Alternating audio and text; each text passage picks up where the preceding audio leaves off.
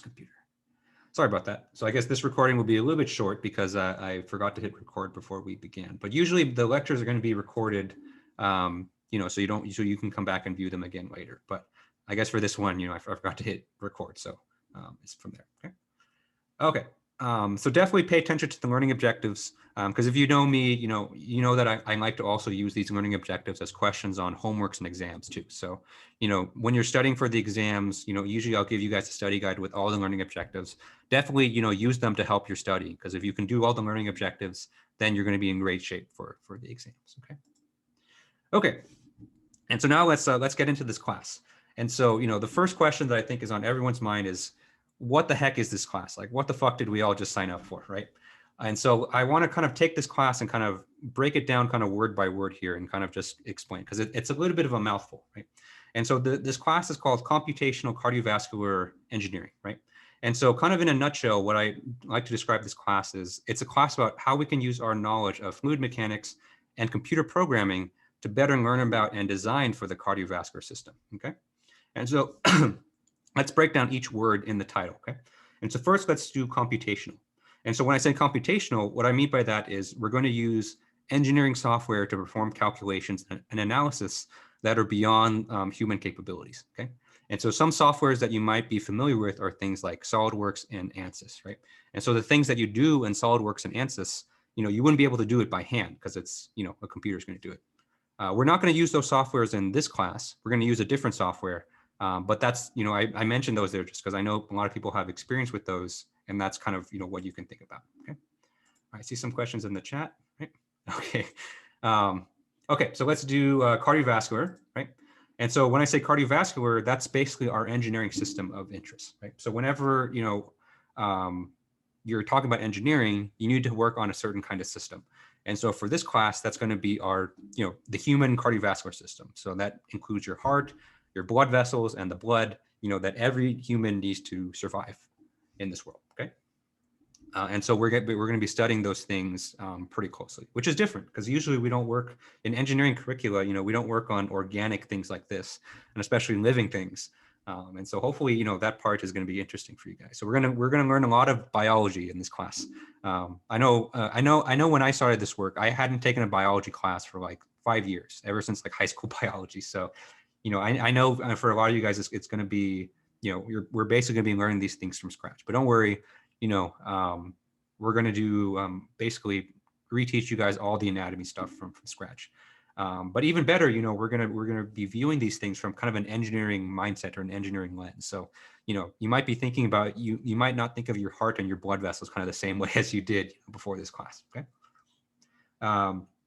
And then the last word in here is engineering, right? And so engineering, this just basically means just the work that engineers are expected to do, right? And so a lot of people define engineering differently, but the way I like to think of it is, you know, we solve problems, right? We solve real world problems through analysis, design, and optimization, okay?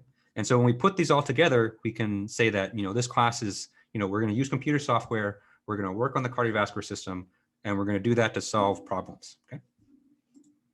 Okay, and so let's start talking a bit more. So, you know, I promised you guys some biology. Here's kind of the first kind of appetizer for it, okay?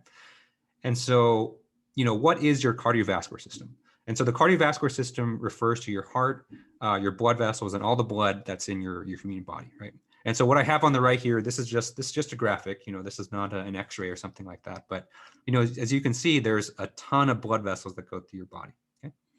And so what is the purpose of the cardiovascular system?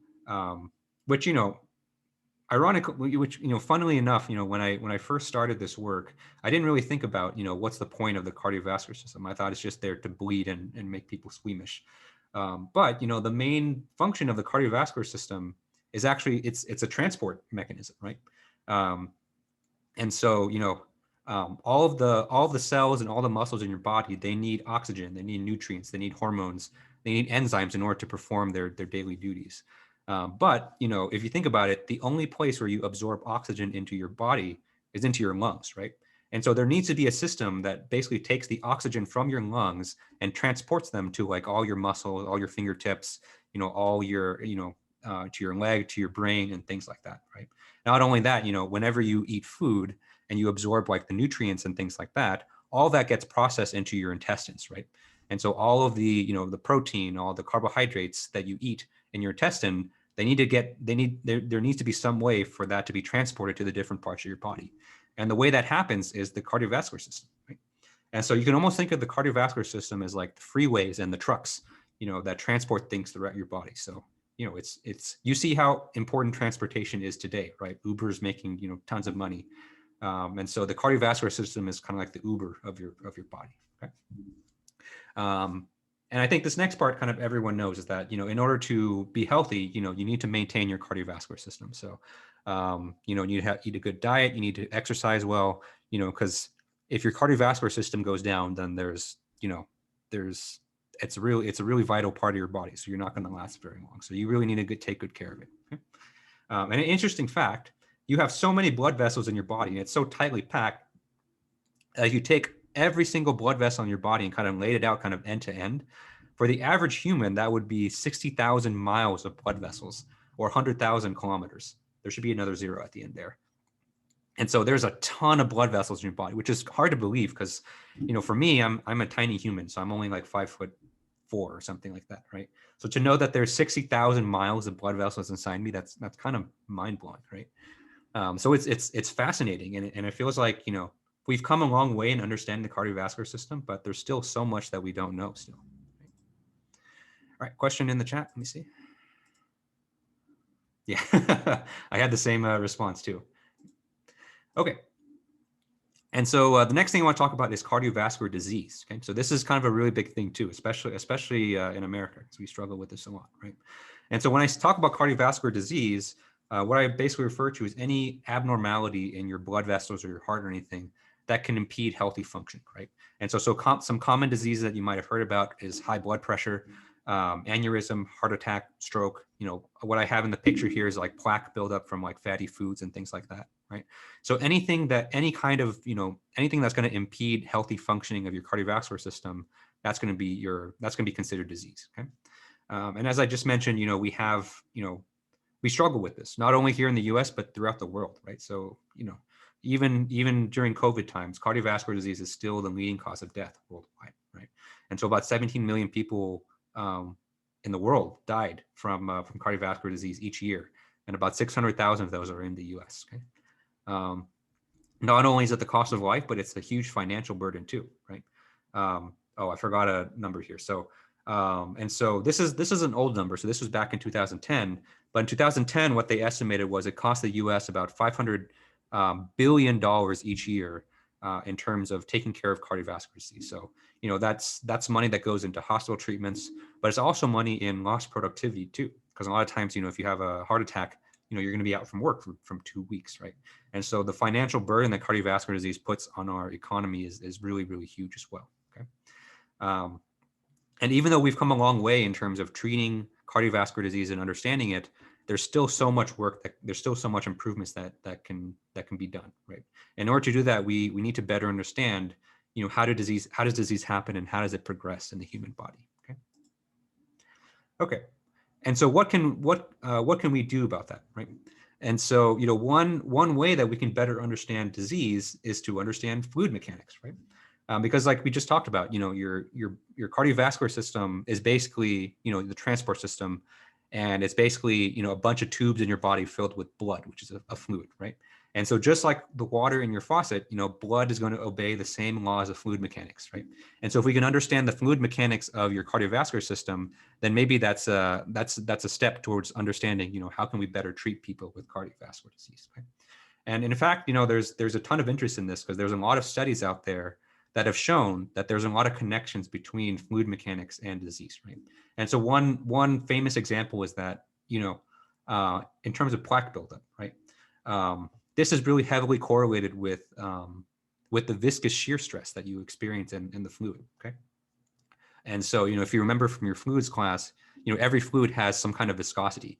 And so the shearing force or the shearing stress that occurs within the blood vessels, that's been heavily correlated with disease, right? And so if we can better understand this mechanism, this can help us maybe to better design treatment and devices to help with cardiovascular disease, okay? But the difficult thing about this is that, most blood flow happens inside living people. And it's really hard to get measurements inside a living person. Because, in order to get like basically accurate measurements, you have to stick a probe inside someone. And no one likes to do that. Even if you pay them, you can't do that for too long. And so we're really limited in how much data that we actually have on living, blood flow, just because, we just can't measure it, just because, all the blood flow happens inside a person.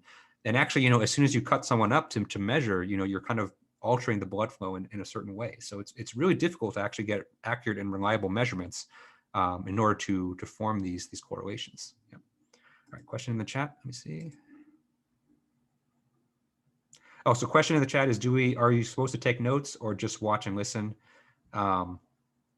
Yeah, so the lectures are recorded, so you can definitely view them again later. But I can definitely slow down a bit if you guys are taking notes. Yeah. Okay. So actually, this is a good time to stop. So are there any questions on this so far?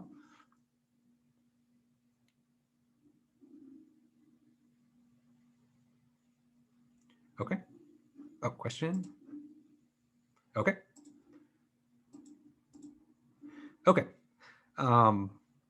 And so we kind of have this issue right now where, it's really hard to measure and quantify the fluid mechanics, even though we know that there's a correlation. Okay.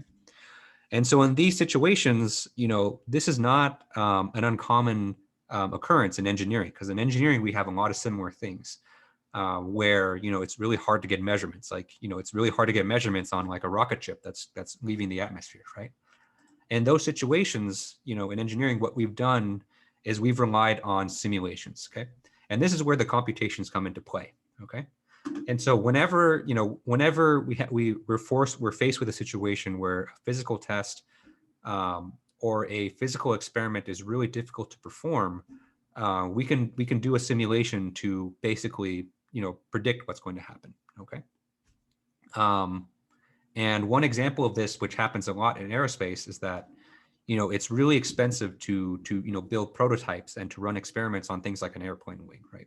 And so Boeing is not going to build an airplane wing just for the sake of testing, right? They might build one or two, but they're not going to build like 20 of them just so that we can test stuff.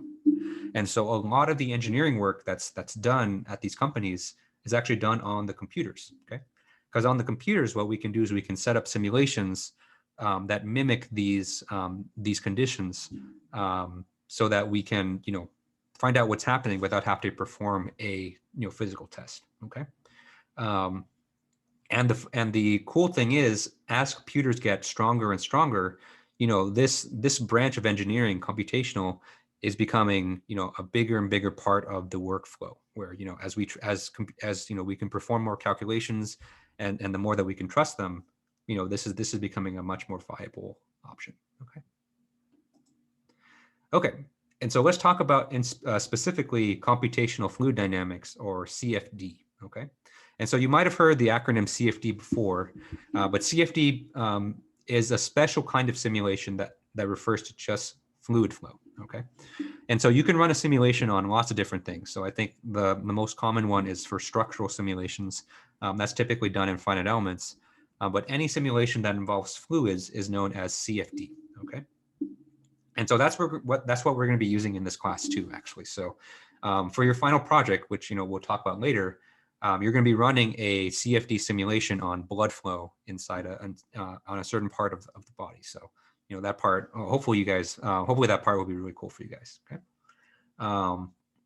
And so just very quickly, just the process of running a CFD simulation is that the first thing that we have to do is we have to take our geometry and then break it up into simple shapes. Okay. And so this is a process called meshing. Right? And then once we've meshed our geometry, we can then take our governing equations, which is Navier-Stokes, and then solve that equation on all of our simple shapes. Okay. And then once we run that simulation, we can then present the results as kind of a color contour map. And so that's basically what you're seeing on the right here. So on the right, what you're seeing is a CFD simulation of a sports car that's basically driving down the freeway. Okay, so you're seeing kind of the wind patterns that are flowing past the car. Okay. And we can use tools like this and other, other of our engineering analysis to impact biomedicine. Okay, and in fact, it's a field that's growing more and more and more. Okay, and so not only in analysis but also in manufacturing and also in device design, engineers are playing a bigger role in medicine. Okay, so yeah, we've talked about medical device design and manufacturing. Engineering expertise is needed for that.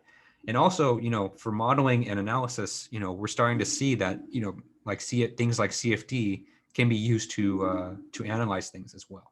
Okay.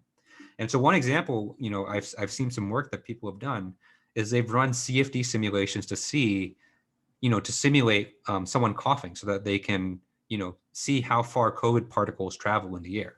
And so information from simulation like these can be used to, to better shape COVID safety protocols. Okay. And so this kind of scary device that I have on the right here, this is actually a surgical robot.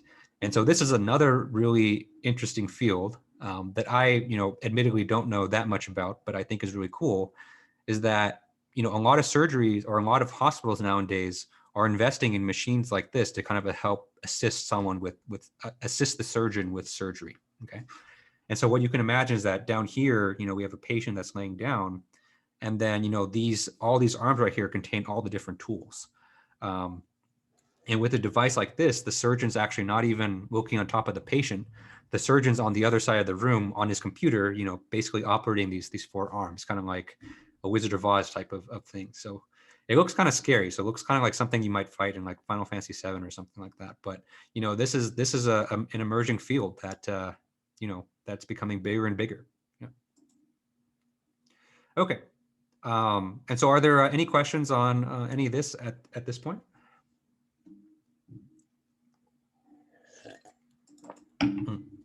Sorry, question. Cool. Yeah. Okay. Okay. So what are some examples on which we can use, CFD, right? And so one example, this is kind of the area that I worked on a lot, is to study cardiovascular disease. Okay. And so just like we talked about, we know as kind of as a field that fluid mechanics plays a really big role in cardiovascular disease. There's been a lot of experiments that have shown this, and just naturally, it's just kind of obvious, just because you have a fluid that's flowing in a pipe. The physics of that flow are gonna affect things like disease and things like that. Okay. And so what we can do in simulations is we can use them to quantify things like the pressure, things like the velocity, things like the shear stress, which normally would be basically impossible to measure in a person without sticking a probe inside them, right? But with simulations, you can do this. You can basically simulate it without having to stick something inside someone. And in the field, we usually call that invasive measurements, because we call it invasive because you have a probe that's invading your body. Okay. And so we can basically use this data to better understand, how does cardiovascular disease start and how does it progress in a person? Okay. Because even in situations where you can stick a probe in someone, they're not going to walk around with that probe with them all day. Okay. And the unfortunate thing is, a lot of diseases, they take a while to develop, right? So they take, months, sometimes years to develop. And so someone's not going to walk around with a probe inside their body, even for research purposes for, months and for years. And so what we can do is we can use simulations to study this. Okay. And if we can better understand these disease mechanics, then what we can do is we can assign better risk factors to people as well. So we can say, based on, a simulation, or this is kind of the goal, is that based on a simulation of someone's, of their heart or something, we can say that you're at a big risk of, maybe heart failure in 10 years. So, maybe we can do this, preemptive surgery to kind of help you with that, right? Because I don't know if you've heard this term in medicine before, that said an ounce of prevention is worth a pound of cure, right? And so if you can stop something bad from happening, that's way easier and way better than if something bad happened than if you tried to fix it, right? And so if you can stop people from having a heart attack, that's way better than trying to treat people who have had a heart attack and trying to, manage that, right? And so if we can use simulations to try to determine this ahead of time, that would be a huge bonus, okay? Okay, and so another field that's really interesting is we can use simulations to better design medical devices, right? And so, the field of medical devices keeps growing and growing. So, people are coming up with all kinds of crazy devices that they can stick inside your body, right? Um, and, just like any other kind of engineering device, we can use simulations to better design them, right? And so just like we talked about in the beginning with the airplane wing, right? And so how Boeing uses simulations to design their airplane wings, we can also use simulations to design better medical devices too. Because, in order to run experiments, it's just really expensive and time consuming, okay? And the nice thing about a virtual platform with simulations is that you can make design modifications and just very quickly you can evaluate how they actually perform. And so this leads to quicker design cycles and better products overall, okay? Um, and what this helps with is that, before you actually start testing things on humans, you can actually simulate them first, just to kind of provide some more faith. So, you're not sticking a valve into someone and say, this is kind of the first time that we're trying this. So, um, with simulations, it's a little bit better than that. Okay. All right. And so a third area, and so this is not the last one, but certainly a very exciting one, is that you can perform virtual surgeries. Right? And so you can actually use you can use simulations to say, a surgeon can come to you and say, I'm thinking about trying this new surgery on someone, but I don't want to try it out on a new person, right? And so you can use simulations to basically simulate how that's going to be, before they actually try it, right? Because, we live in kind of a world today where, like, when you trying any kind of new surgical techniques on humans, it carries an incredible amount of risk. And so actually back in the day, when medicine hasn't advanced too far, this was actually pretty easy to do, to just try something new on someone, right? I remember a conversation I had with a surgeon, and, he was kind of famous for kind of discovering a certain kind of surgery. And I asked him, so like, how did you come up with this? Like, this is kind of a really brilliant design. And he said, honestly, he's kind of an older guy. So, he's kind of in his late 50s. He said, back when I was first starting to practice, the standards were a lot lower back then. So basically what happened was that a patient with this condition came in and nobody knew what to do. He said, so I just tried something and it worked. And now I'm famous for it. And like, I was kind of dumbfounded that, like, that was kind of the process that he went through. Because back then, he basically said that if he tried something, and the patient passed away, then, then that's kind of the expected outcome. And so he had kind of the freedom to kind of try something new. But in today's world, medicine has come a long way. So you can't really do that anymore. So, and if you want to try a new surgical procedure, you have to kind of try it in simulations first, and you have to go through a really long process before you actually try it in a human. Right? And I will say that, surgery is a very complicated, thing. So a simulation can't account for all the complications that occur, but it can still be a valuable tool because it can give you an idea of how things are going to perform before you actually do it in practice. Okay. And so at this point, I want to turn it to you guys because it's, I know there's you guys have a lot of interest in the biomedical field. And so are there any kind of, things in the cardiovascular system or anything biomedical in general, that you want to learn about? Because I think, this is probably one of the only offerings that we have at Cal State Fullerton that have to do with bioengineering. So anything bioengineering related or biomedical, just go ahead and shout them out, and this is the time to share. Heart transplants. Heart transplants, yeah, that's a very, very interesting field because it's one of the most complicated surgeries out there. And so I know that in terms of simulations, there hasn't been a lot of attempts on that yet, but it's definitely something that's out there and definitely something that we want to improve as well. Heat transfer? Cardiovascular. Go ahead. Go ahead. Oh, cardiovascular stents. Yeah, stents. Excellent example. So stents are one of the most common cardiovascular devices. So we'll talk about that a bit kind of later on in the semester too. So a stent is basically it kind of almost looks like a Chinese finger trap that you can put into someone's blood vessel and kind of expand it out. And so that's a very common device as well. Yeah. Heat transfer through your hands, like how your body uses your hands as basically like heat exchangers. Yeah, that's a great example. So actually, that's one other function of the cardiovascular system, and it's basically thermal management for your body as well. And so if your body needs to offload some heat, the main way that it does that is through the cardiovascular system, because it is just like a giant heat exchanger. Yeah. All right. So I see some questions in the chat. Will I be able to perform heart surgery? No. So we might be able to simulate it, but you won't be able to conduct it because that takes many years of training. Pacemakers, yeah, pacemakers, a great device. So that actually has to do more with kind of the electromechanical things that happens in your heart. And so we're gonna be focusing a lot more on the fluid mechanics, but pacemakers are definitely a very common device that has to do with kind of the electrical signals in your heart. Right. Erectile dysfunction. No, we're not going to go over that.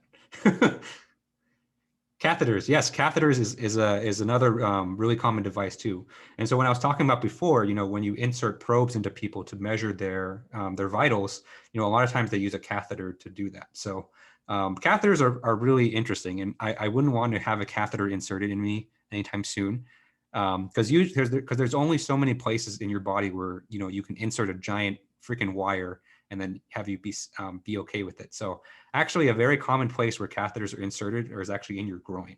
And so if like a surgeon needs to go and measure something in your heart, they're going to stick a wire in through your groin and they're going to snake it up to your heart.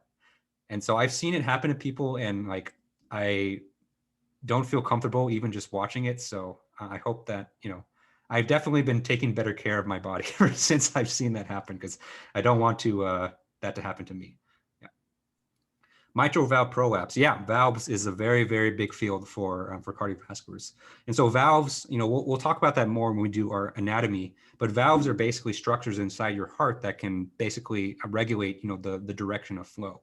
And so people's valves get faulty all the time. So prolapse is one of those diseases where, the valve kind of fails on itself. So there's a lot of, research and a lot of money into artificial valves for people. So definitely a great field.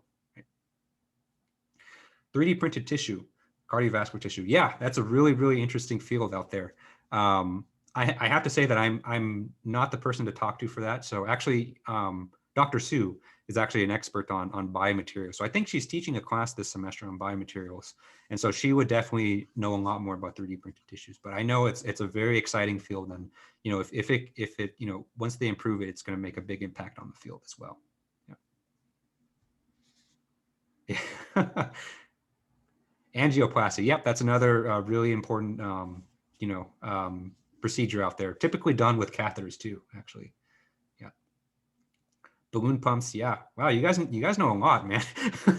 I did not know nearly as much about cardiovascular stuff as you guys when I first started this stuff. Right. Yeah. Yeah, I've heard a lot of good things about Dr. Sue's biomaterials class.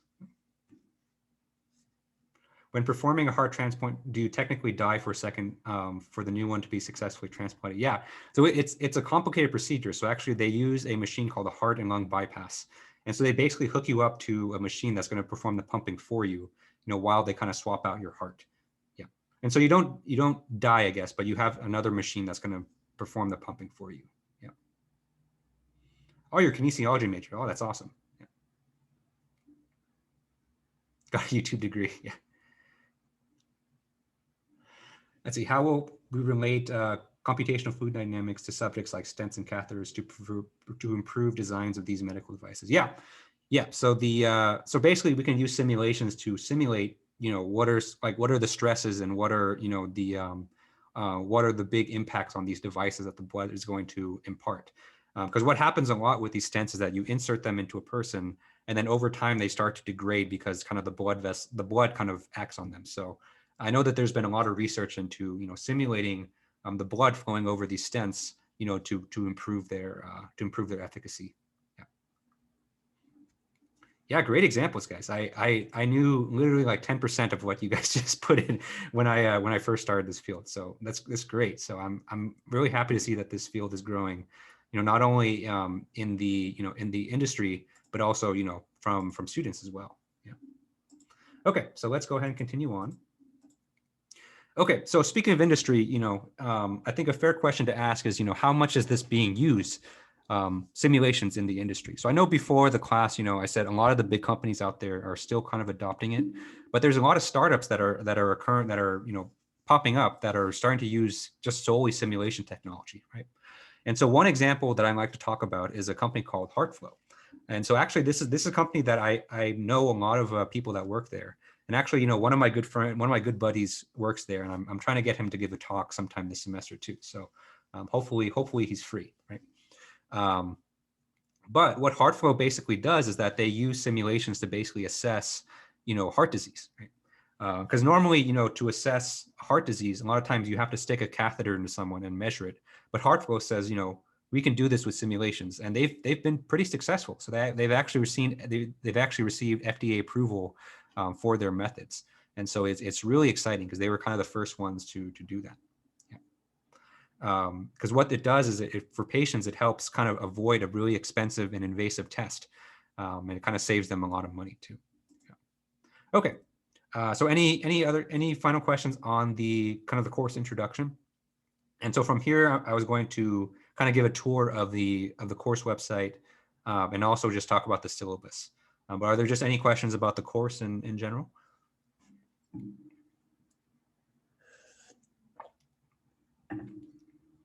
Okay, so let's go ahead and tour the course website, not my email. Okay, and so we're using Canvas for our course website. So when you first log on to Canvas, this is the page that you'll see. Okay. And so the first thing you'll see is the name of the course. So the name of the course is EGME 442, Computational Cardiovascular Engineering. Okay. And then first we start with basic information. So here's my name right here. And if you click this link, you can come up and see like my Tinder profile for teaching if you really want, right? And also here's my email address. So if you forget my email, it's right here on the front page of the course site. Okay. And next we have the times for the course. So we're living this right now, and so the class takes place from 5:30 to 6:45 on Tuesdays and Thursdays. Okay. Okay. And so from here we have a description of the course. So this is kind of what I wrote to kind of describe just the course in general. And then we have our course level learning objectives. Okay. And so, these are the learning objectives that I'm going to use to basically guide the course. So what I'm hoping for is by the end of the course, you should be able to do everything on this list right here. Okay. So these learning objectives are basically going to guide everything that we cover. Okay. Tinder or LinkedIn. It's more of a, if you read it, it's more of a Tinder than a LinkedIn. Yeah. But I'll leave you guys to read that. Okay. Okay. Then we have the syllabus. And so if you want to download the syllabus, we're going to talk about that in maybe in about 10 minutes. So you can go ahead and get a head start on that. Okay. And so the next thing is the course reader. And so, you'll see in the syllabus that there's, I'm using two references here. And so one of those is a course reader. So you can go ahead and download this, and you can use that as a reference. Okay. And so this will be like basically one of the textbooks that we're going to use for the course. Okay. And so this was graciously provided to me by my old advisor. So this is basically something that she's written. I will say that, as I'm going through it, I've been noticing a few typos in there. So I've tried to correct them where I've seen them, in my own personal lecture notes. But, this is a really nice reference because it's, there's not a lot of books out there that just strictly do cardiovascular computation. So this is a good resource. And then the other textbook that we have is also a good resource as well. Okay. Okay, then we have our Zoom links. And so the first is we have the Zoom link for the lecture. And so that's, whatever we're all viewing right now. So that's great. Okay. Then we have the Zoom links for all the office hours. Okay. And so I have office hours on 3 different days of the week. And so each of them have a separate Zoom link. So you can go ahead and click them right here. Okay. And so I try to make my office hours such that, I try to, vary their times and days so that, hopefully everyone has a chance to get a chance to come to office hours, because I know that you guys are really busy with other classes and with work and things like that. So I try to vary them to try to make sure that, everyone has a chance to come to office hours. But with that said, I know that these aren't perfect, and I know that there's people out there who won't be able to make these at all. And so if you if you can't make any of these office hours, please, if you wanted to and you want to talk to me about something, just let me know. Just send me an email or shoot me a message on Discord, and I'm always happy to kind of make a private appointment or open up a Zoom room for you to discuss things. But these are the hours that I'll be available, for just for office hours. But again, if you can't make these times, or what tends to happen most often is if it's the day before the homework's due, then and you want to get some help, just shoot me an email, just send me a Discord message, and I'm happy to arrange something for you. Okay. Okay. And so the next thing I want to talk about is the Discord server. And so we have a Discord server for our class. And so because this class is taking place virtually, there's no way for us to kind of meet physically. Because one thing that's nice about having the physical classroom is that you can meet people there. You can kind of discuss things. We can talk amongst ourselves. But obviously we can't have that. And so to kind of recreate that that same feeling, or the same interactions, I've created this Discord server for us. Okay? So if you go and click this link, if you have a Discord account, it'll take you to this page right here, and this is our Discord server. Okay, and so I have 4 different channels here, and so the first channel here is for announcements, and so anything that I want to announce to the class, I'll put it here, but you don't have to come here for announcements. So any announcement that I'm going to send through Canvas, so it'll email you. But if there's something quick that I want to mention to you guys, I can use this for that. Okay. The next channel is introductions. So this is for you guys to kind of introduce yourselves to each other, right? And so if you want to meet other people in the class, you can just leave a quick message. So just say your name and just something interesting about you. So say, hi, my name is Justin and I love my cat. Okay. So just maybe your name and something interesting like that, just so other people in the class can kind of get to know you. Okay. Okay. And so next is the questions channel. So I imagine this one's going to be the most active throughout the semester. And so this is where you can ask questions about, maybe something you're stuck on a homework assignment problem, or you're having trouble debugging something in your software, right? This is where you can go and ask questions. Okay. And then when questions are posted here, definitely feel free to answer each other's questions, because it's, that's kind of what the Discord server is for. It's for you guys to kind of help each other. Okay. So I will say that, because I have 4 different classes, you can see Dick Butt's not one of the classes. I think that's one of someone messaged me. It can be a lot sometimes to constantly getting notifications. So I've turned off notifications on this channel. But if you would like to summon me and ask me a question, all you have to do is just tag me. So just do @professor and just say, yo, need help here, please. Okay. And then once you do that, it'll send me a notification, and then I will appear in the Discord server. I will answer your question, and then I will leave after that. Okay. But mostly, I want this Discord server to be for you guys, so that you can kind of interact with each other and help each other out, because that's a big part of the educational process. Okay. Okay, and then finally, I just have a channel for memes. So any kind of memes that you want to share, you want to make fun of me or things like that, or share some jokes. This is kind of the place for that. So this is kind of just for fun things. So I call it memes, but anything fun you want to share, you can put it here too. Okay. So are there any questions so far on the course website or the Discord server?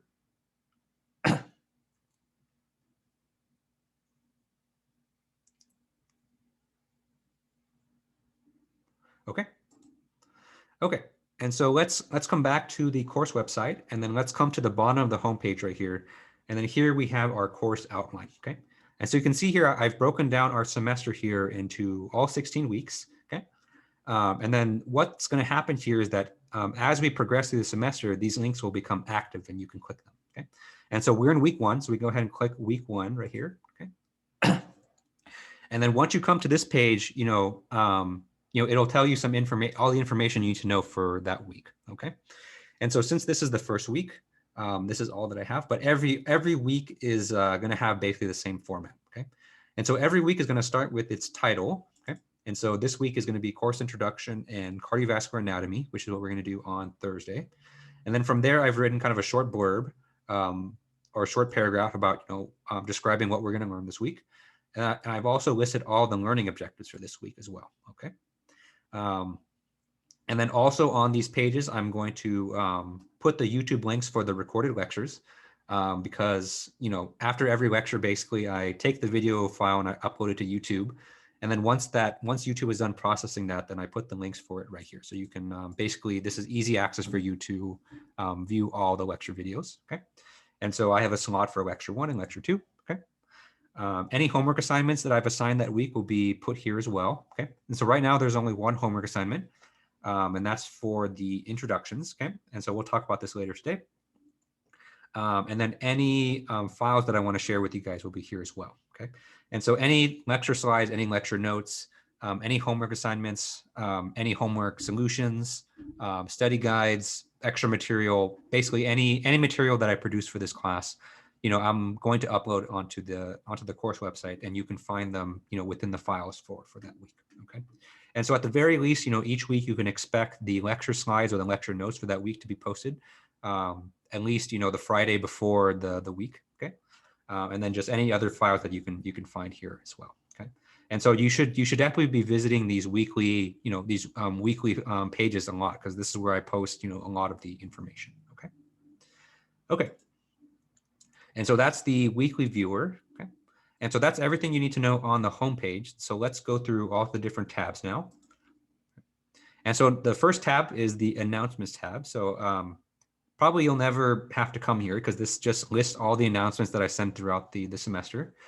Because whenever I make a post here on the announcements, it sends you an email automatically. But for some reason, if you want to view kind of a list of the announcements, you can come here and do that, okay? Next, we have the assignments tab. And so anytime I assign an assignment, you know, I create a homework or create, you know, exam, you know, it'll show up here. So this is just a simple list for you. And you can see here, you know, when the assignment is due, how many points it's worth, and when it's available from, okay? Next, we have the grades tab.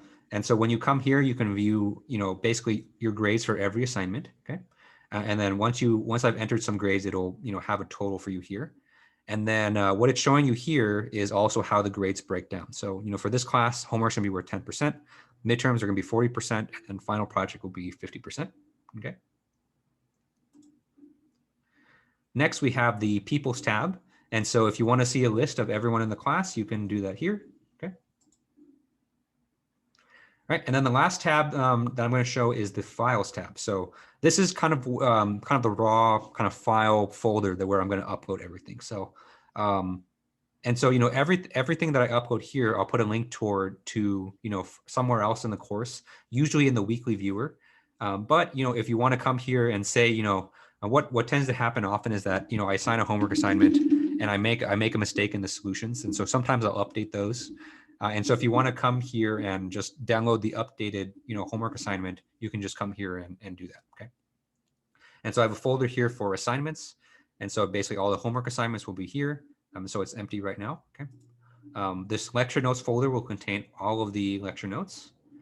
Then I have the live lecture notes. And so basically what this folder is going to be is, usually when I lecture, I like to write notes on my iPad. And so, you know, I turn those notes into a PDF and I upload that here, okay? I have another folder for projects. So everything that has to do with the project will be here, okay? And then any solutions I'll put in this folder right here too, okay? Okay. And so that's everything in the course website. So are there any questions before we start talking about the syllabus? Question, is this a tech elective course? Yes, this is a tech elective. And so since it's a new course, I think I think Dr. Weiss told me it's not like officially approved yet, but it's going to be approved for a tech elective. So yeah, so you don't have to worry about that. Yeah, it's not approved yet, but it's basically in the pipeline. It's just waiting for some signatures, basically. Yeah. Mm-hmm.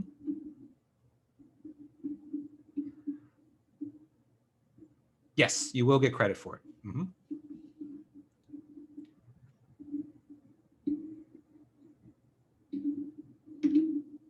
Yeah, it will count towards your degree. Mm-hmm. Question, so how much would I be referencing the textbook that is on file separate from the file that you already covered? So I'll switch back and forth between the textbooks quite a bit.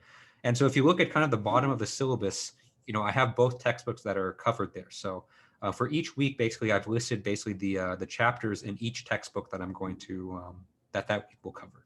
Yeah. And so you can kind of refer to that, that file or that table there. Yeah.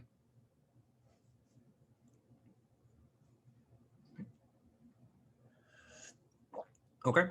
So there's no more questions. Let's go ahead and start talking about the syllabus. Okay. Okay. All right, so the syllabus, so office hours. So we already talked about this. And so the office hours will take place on Zoom. And here's all the times for the office hours, okay? And so office hours, typically what they're used for is, discussing any points of confusion. So if you were confused about anything we went over in the lecture, or if you have questions on the homework assignment or you want some clarification on the exam grading, then you can come and talk about that here. That's typically what they're used for, okay? But if you just want to stop by and just say hi, that's great too. Sometimes office hours can be kind of lonely if no one shows up. So that always makes me happy when people show up. Okay. Okay. And so here we have our course level learning objectives again. So again, we saw this on the course website. But I basically use these learning objectives here to design the entire course. Okay. Okay, so let's talk homeworks and exams. So right now, I have 6 homework assignments that are planned, 2 midterm exams, and 1 final project, okay? And so out of those 6 homework assignments, whatever your lowest grade is, I'm going to drop it, just because I know it's always a busy semester. So, I want to give you guys the flexibility so you don't have to be, absolutely perfect on the homework assignments. And so one other thing that I forgot to mention here is that because this is a tech elective, and generally for tech electives, you guys are here kind of because you want to be. It's not because we're forcing you. And so I'm only going to grade the homeworks for completion. Okay. And so I'm not going to be giving you that much feedback on your homework assignments. So, and so when I finish grading the homeworks, and I post the solutions, it's going to be up to you guys to look at the solutions to find out, what you did, if you did anything wrong and, how to learn from that. Okay. And so, that's going to be on you guys to do that. Okay, so the midterms, they're not going to be cumulative. So the midterms are just going to be just for kind of one chunk of the class for about 6-7 weeks worth of content each for the midterms. But the final project, it will require you to have knowledge throughout the entire semester. So, don't forget anything. You're going to use everything throughout the whole semester. So make sure you keep it all there. Okay. And so here are the dates that we have planned for the exams. And so the first exam will be in March. The second exam will be pretty close to the end of the class, just because that's just how kind of the content kind of rolls out. And so that would be in May. And then the final project. And so since we're not going to have a final exam, we have the final project that's going to be due on Sunday, May 23rd. Okay. And so I want to address this too, because, last semester, what I did for the exams was I did 24-hour exams, which I really liked, but I also had a lot of instances of academic dishonesty. So in order to kind of curb back on that, I've decided to make my exams timed and in class. Okay. And so what I'm going to do is I'm going to make the exams shorter than I usually make them, because I know some people last semester told me they spent like 8 hours on the exam. So, they're going to be a lot shorter just so that you can finish them within the time period and also scan and upload them. But they will take place during just the lecture period. So make sure you're available on those days. Okay. And then the due date for the final project, that's going to be the Sunday after finals week. Because I know spring semester finals week is always really busy for you guys, especially for the seniors. I know you guys have a lot of senior design stuff. You have graduation stuff. So, I want to give you guys some extra flexibility for that so that you can turn it in, hopefully after all of those things are done, but soon enough so that I can actually grade them and not get in trouble by the department. Okay. Okay. Are there any questions on this so far?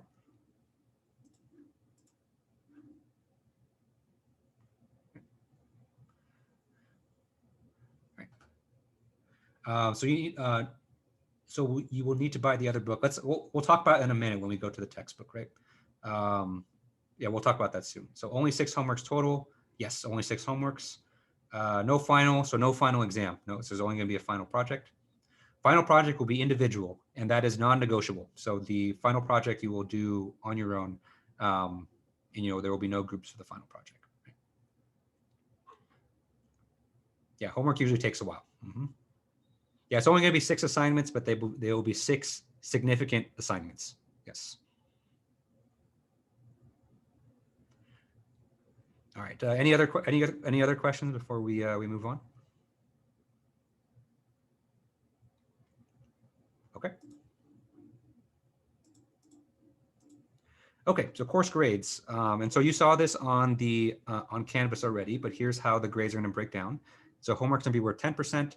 Each of the midterms are 20%, and the final project is 50%. Okay, and then once all of those are in, I'm going to assign letter grades according to your final score, and so this is pretty standard here. Okay, and so since this is the first time I'm teaching this, I don't know how the grades are going to be, but I'll do the same policy which I always do for my classes, where if the class average is below a 75%, which is kind of a C, then I'll add points to everyone's grade such that the average will be up to a C. Okay, but since this is a tech elective, and usually for my tech electives the grades tend to be a little bit higher, I don't anticipate that happening. But if it does happen, just know that there's going to be that additional safety net. Okay.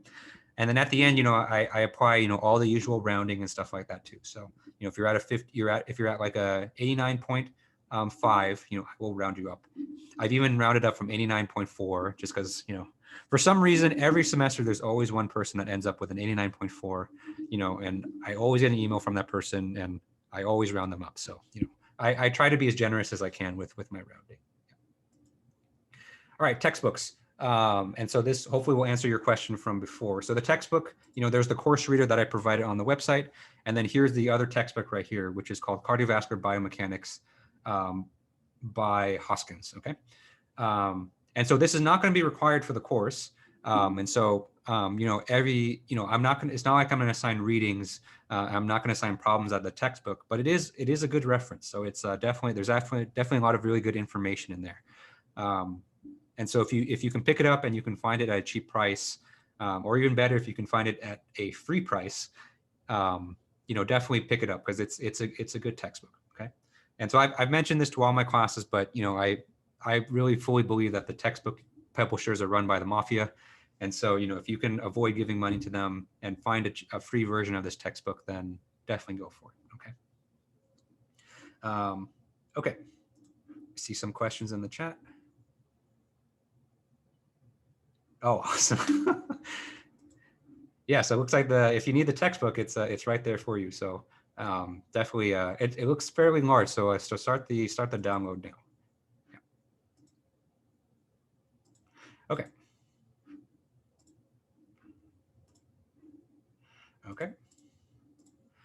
Okay, so let's talk software. So since this is a computational course, we're going to be using a lot of software in this class.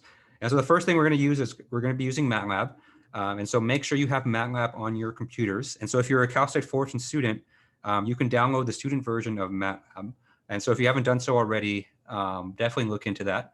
If you don't know how to do that, just shoot me an email. I'm happy to help you for that. Okay. And so in addition to MATLAB, we're going to be using a research software. And this research software is called SimVascular. Okay. And so probably for a lot of you guys, this might be the first time you're using a research software. But the nice thing about a lot of research software is that it's free. Okay. And so instructions on how to download, install, and use SimVascular, we're going to be giving these throughout the course. And so what I have planned in if you look at kind of the course outline, there are a couple of days where I've planned for SimVascular workshops. And so those will be days where, we're going to learn about SimVascular, and you're going to use SimVascular. SimVascular is going to be a big part of your final project too. So definitely learning SimVascular is going to be a big part of this class. Okay. And so the final project, it's basically going to consist of running a CFD simulation on a person's blood vessels. Okay. And so basically what I'm going to do is I'm going to give each of you a medical image, basically a CT scan of someone's blood vessels, and you're going to run a CFD simulation on it. Okay. And so just to give you a preview of what you're going to do, here's kind of a preview. So what I have right here is a CFD simulation of someone's aorta and their coronary arteries, right? So these are blood vessels that basically wrap around the heart, okay? And so this is a project this was actually my project when I took a similar class like this in grad school. This is the one that I did. So for your final project, you're going to be running a CFD simulation on these using SimVascular, and you're going to get to use a supercomputer and all that stuff too. So it's going to be fun. And so I've already secured, supercomputing resources. So it's hopefully, if this is your first time using supercomputers, your first time running CFD, hopefully, it's going to be a fun experience for you guys. Okay, so course website, we've already talked about this, but, basically everything, that we talked about is still applies, but basically, any material that I produce for this class will be uploaded onto the course website, so you can look for it there. Okay, announcements are going to be made there. We talked about the Discord server, so that's all that's good. Okay, course policies, and so let's talk homeworks first. So I do accept late homeworks. Just because I know that, things happen, and, just because if you miss a deadline, I don't want you to think it's the end of the world.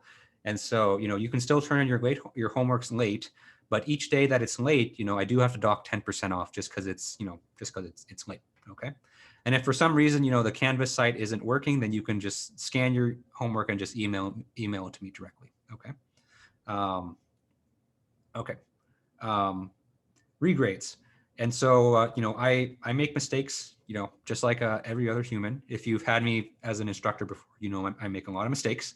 And so, if I grade something of yours, like for this class, it's just going to be the exams and the final project, and you want me to take another look, you think you deserve more points, definitely let me know. I'm always happy to take a look at things again, and regrade them. But, if you are going to request a regrade, I do have a requirement that you ask me within a week after I return it to you. Okay. And so the reason for this is that, whenever I do grade material, I want you to be looking at it, I want you to be looking at the feedback basically right away. And because if you wait too long to view any feedback, then it kind of loses its impact. Okay. Like say, you took midterm 1 and you wait until kind of the very end of the course to view the feedback, and you saw that I make a mistake, right? And if you do that, all of the learning that I wanted you to get from the feedback that I gave you on midterm 1, all of that is kind of lost if you kind of wait that long. Okay. And so to kind of encourage you to kind of look at the feedback as soon as I give it to you, I have this kind of 1 week deadline if you want me to do any regrades. Okay. Okay. And then for emails, if you're going to email me about the class, at least please include EGME 442 in the subject line. Because this really helps me because I'm teaching 4 different classes this semester. And so it can definitely be a lot, especially when a lot of students are emailing me. So if you put 442 in the subject line, then I know, exactly what class you're asking me about, and it kind of helps me, respond to emails faster. Okay. And usually I'm pretty good with emails, so I try to respond to you same day if I can, if not the next day, but worst case, then I try to get back to you within 48 hours, except on the weekends. Okay. Okay. Academic dishonesty. So this is the part that, I always, dislike talking about, but, it has to be said, especially in this virtual environment, just as a university, we've seen kind of a big uptick in the amount of academic dishonesty. Okay. But just because it's virtual, all the same rules still apply. And so, the policy that we have here in our department is that any academic dishonesty that you commit, at the very least, will give you a 0 on that assignment. And if it's on something serious like the exams or the final project, I'll give you an F in the course. Okay. So it's strict, and it's and I really don't like doing that, but it happens sometimes. Okay. And the reason for this is that, if you cheat, basically it takes away from your learning, right? And so end of the day, you're in this classroom and, you're paying a lot of money for tuition to learn skills, right? And so if you're cheating, basically you're not getting the full product, and, you're not going to be able to, have the same skills than if you didn't cheat. Okay. But, what I ask of you guys is that if you ever feel like you're struggling in the class, you feel like, you're stressed for an exam, or you don't think you can make a homework assignment deadline, or the project's really killing you, please, reach out to me first and talk to me, right? If you talk to me and you say that you're struggling, I'm not going to judge you. I'm not going to lecture you. I'm not going to be annoyed or anything like that. Like, I'm going to do everything that I promise you. I'm going to do everything that I can to help you succeed. Because for me, I feel like I've done a good job when everyone in the class succeeds and they learn something. Okay. And, if you cheat, there's really nothing I can do at that point, because, our department and our college, we have very strict policies against cheating. But, if you come and talk to me, before, and say that you're struggling, then, I can do things. I can help you, right? I've always, never been, I'm always happy to, extend a deadline or give you more time on an exam, or give extra office hours for you, or, to research some help, or do some extra practice problems for you, do some extra examples. So, I'm always happy to do those things, but, the only thing I ask is that you give me a chance, to do those, to kind of help you out before you cheat. So, please come to me. I promise you, I'll do everything I can to help you. Okay. All right. And so with that, we've reached the end of our first lecture here. So the last thing I want to end with is your first homework. And so your first homework is simply just to send me an email just to introduce yourself. Okay. And so, I do this with all my classes. So even if you've had me before, even if you've had me 3 or 4 times before, go ahead and send me an email anyway, because it's you're not the same person as you were before. So, give me an update on your life, right? And so make sure you at least include your name, your year, and your major. And just some questions that you can answer to kind of help get you started is, what kind of career do you want to have? What do you want to learn from this course? Do you have any worries or concerns about taking this course? What are your hobbies? What are your interests? And so you don't have to answer those questions, but those are just some things that you want, that you can talk about. Okay. And don't be afraid to write a lot, because it's, I think one of the joys that I have in teaching is really getting to know you guys, and learning, what are the things that you're into? What do you hope to get out of a class? Because by reading these, what I can do is I can basically tailor this class so that, it means the most for people, right? Especially for a class that's, that's brand new like this, there's a lot of different directions that we can take this. And so if, the more that you tell me about yourself, the more that you tell me about your interests, the more that I can tailor this class towards those, towards those things, and make sure that it's a class that's, successful for everyone. Okay. And don't be afraid that you're writing too much. I always love to read, as much detail about you guys as possible. Okay. And so if you can send me an email by this Friday at 11:59, then I can give you full credit for it. And then please don't forget to put EGME 442 in the subject line. Okay. Okay. And so that's the end of the lecture today. So I know we ended a little bit early, but I'll stick around if you guys have any more questions. Let me check the chat right now. Okay. But if you don't have any more questions, that's all I got for today. And so thank you everyone for tuning in. Thanks for coming to the first lecture. And I'll see you on Thursday. Thanks, Professor. Have a good one. Yep, you too. Yeah, so if you're in multiple of my classes, you can just send me one email and just put both classes in the subject line. Yep. Yes. Yep. Thanks, guys.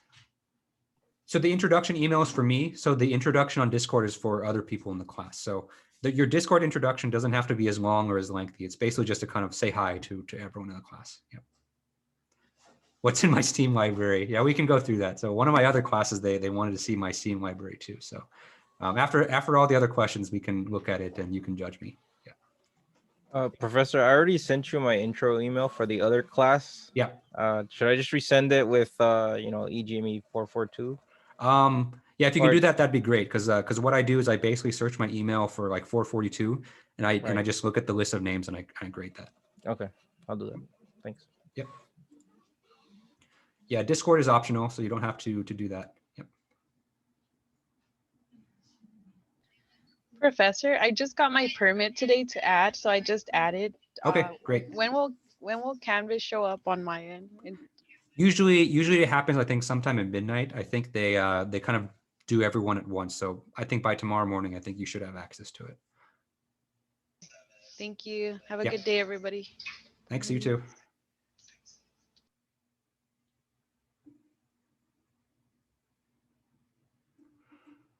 Yeah, Mina, yeah, I'll address that in a second. Let me see if there's any other quick questions. Okay.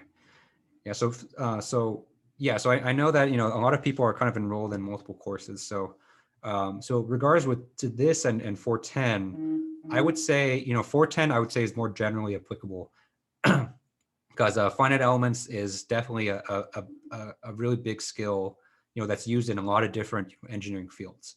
And so for 442, while of course, I think this is really cool, I think this is really cool, I think this is still a really, really niche area of engineering. So, you know, of course, there's some things in this class that can be used more generally, like CFD. You know, I think this is the closest I think that we have at Cal State Fullerton to a CFD class. And so if you're purely interested in CFD, I would say stick with this class. But if you want to do more finite elements in general, I would recommend 410 over this class.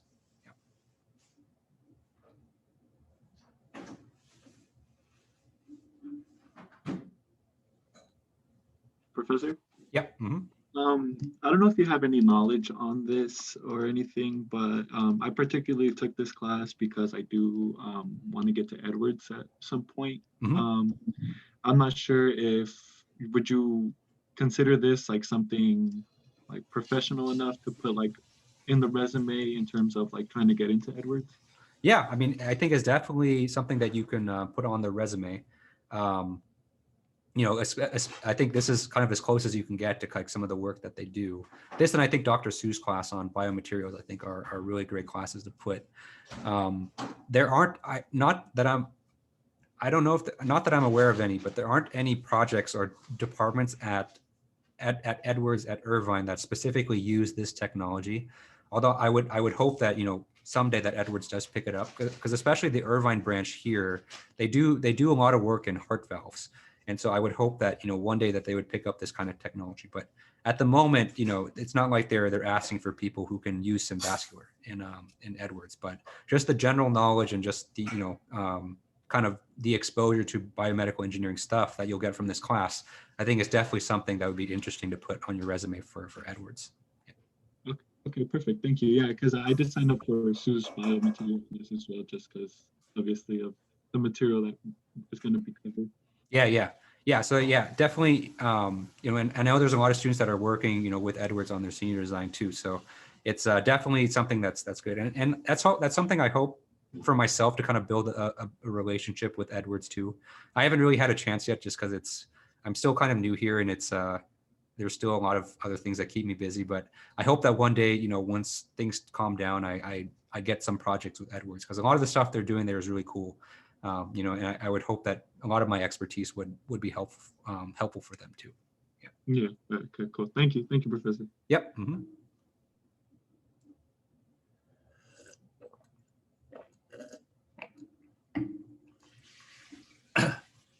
All right. Any other questions before? I think someone wanted to see my Steam library, so we can do that really quickly. I did that yesterday for one of my classes too.